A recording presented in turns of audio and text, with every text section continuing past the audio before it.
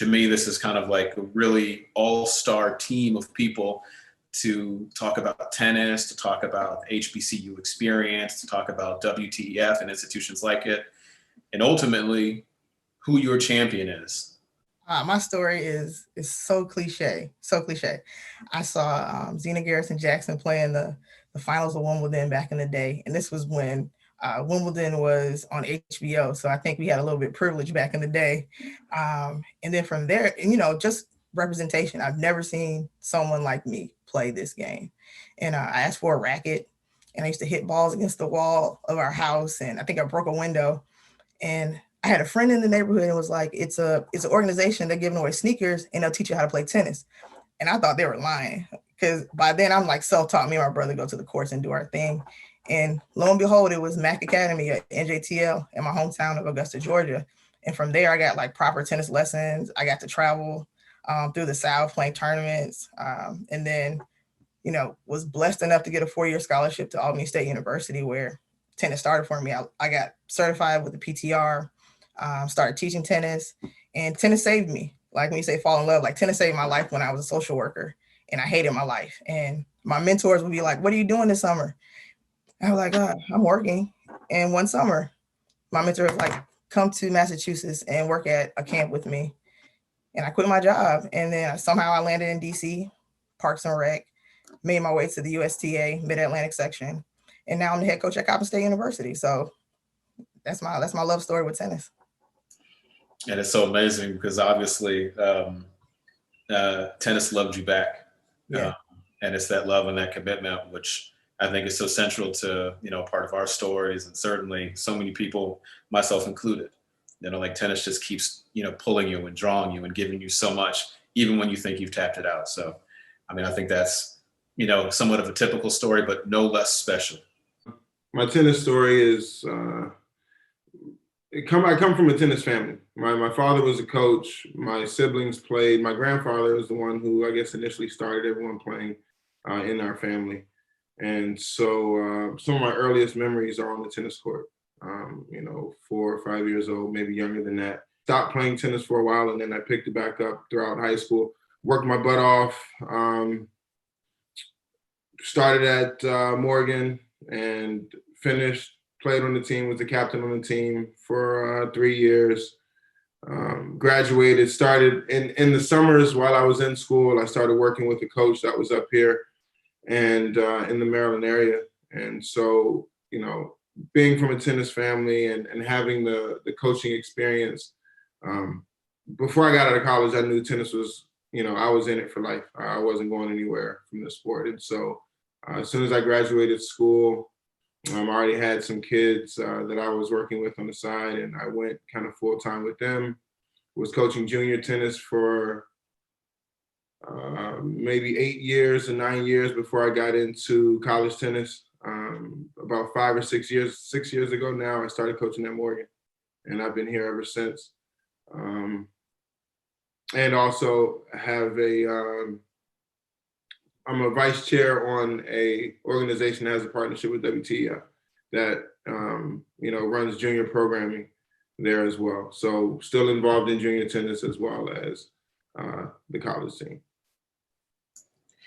What's cool about this is that, between the four of you, for as amazing as you are in your individual capacity, your teams also duke it out on the tennis court, which is great.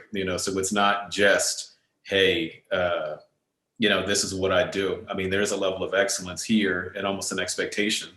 And, I certainly know, Matt, that you come from a culture where you expect excellence. Like, it's not the norm. It's not like, oh, wow, somebody did something excellent. It's like, why would you be doing anything else? My story is I started off in tennis because I am the product of 2 working parents who had 3 boys, and we were busy. And my parents needed to find outlets for us to get all our energy out. And we were very fortunate to grow up around about a block away from a public park. And the park just so happened to have a tennis court, baseball field, and a swimming pool. So those were the 3 sports that we were mostly involved in. And we would play sports all day. And in the evenings, my father would be on the tennis courts with his friends. And because I didn't want to go home, because I knew my mom would make me go to bed, immediately, I would, stay at the tennis courts because I was with my dad, and just kind of kept up with the sport so much that I was able to come to Howard and actually play two sports all 4 years while I was at Howard. I walked onto the tennis team, and after that, I was graduated and was en route to medical school when unfortunately my brother passed suddenly. And I was coaching at the time, and I remember thinking that, man, I really wanted to stay in, kind of the health-related fields, but I didn't want to necessarily be on the side that treated diseases. I wanted to do something, more on the side of being able to kind of prevent them and promote healthier lifestyles. And I was working here in the area with a grassroots organization, and I fell in love with the kids and fell in love with coaching and mentoring and being available in other people's lives. So I just kept going, to a point where I got a few different jobs working at pretty high levels within USTA and on committees and all sorts of things, and was also helping out here at Howard University as an assistant coach and then as associate head coach, and now as the director and head coach of the program. So it really came from just not being allowed to stay at home and stay on the couch. My parents were really adamant, like, you're not going to tear up our house.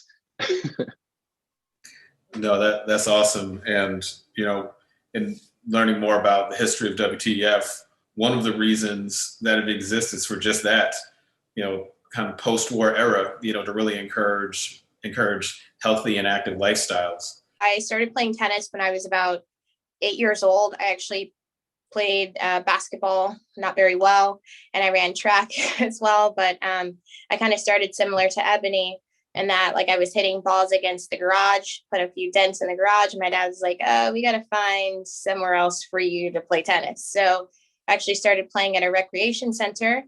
And unfortunately, my parents really couldn't afford to keep me in tennis 4 or 5 times a week. So thankfully, they were able to afford 1 or 2 lessons per week. And then by the grace of God, the director of the program allowed me to play in some of the sessions for free. So continued to play through juniors. I had opportunities to play at USTA, John Newcomb Tennis Academy, and eventually went on to college. But after college, I decided, okay, I still want to play. I still want to stay in the game. I love tennis. So I started working at an academy, and I realized that wasn't quite the environment that I wanted to be in, because I understood that, sometimes people aren't as appreciative of the opportunity to play. And so I started working in the college environment, first at Miami, Ohio, and now at Howard. And what I really loved about college and what really renewed my love for the game was just the passion that each person had and the willingness to drive and continue to get better. And I think that's what really fuels my passion.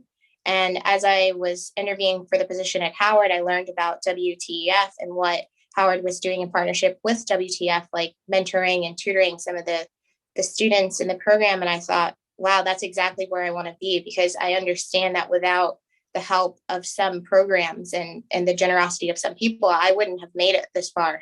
So I want to be able to be that vehicle for someone else and be able to really give back, because tennis is a great game and it's a great opportunity. So I want to do my part in giving back. Well, Bree, that's a great transition, and I can say from the bottom of my heart, as a fellow Bison, we're certainly glad to have you as part of the family.